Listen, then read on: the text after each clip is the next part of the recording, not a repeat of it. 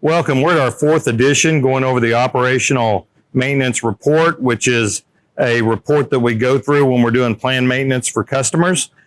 Today, we're going to be focusing on the steering system. We have Mike here with us to help us go over these 5 items there. Anyway, Mike, go ahead and take us through it. Okay, what we're going to check is everything that makes the truck steer.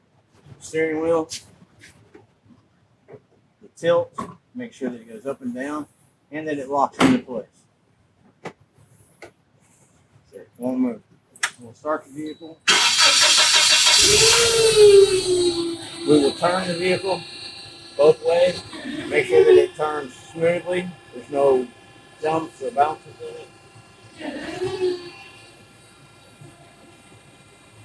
And here we'll check the tied-in rods. These are your tied-in rods. You want to make sure that it has pins here. And if you look, there's C-clamps on top and bottom of both pins. So we'll make sure that they're in. They will work their way out if it's not.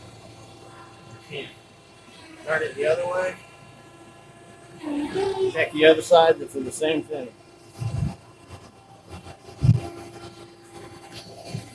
Tied-in rod looks good. It's not cracked or cut anywhere.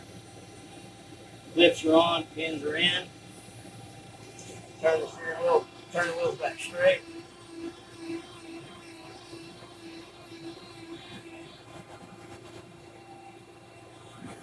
Grab the wheel from both sides.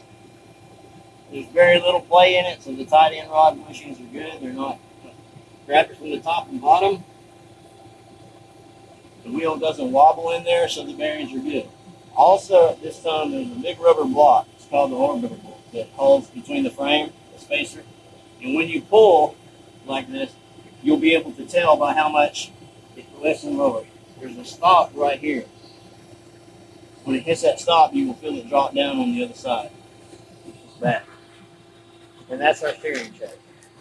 All right, Mike, we appreciate you helping us go through the steering system on the operational maintenance report.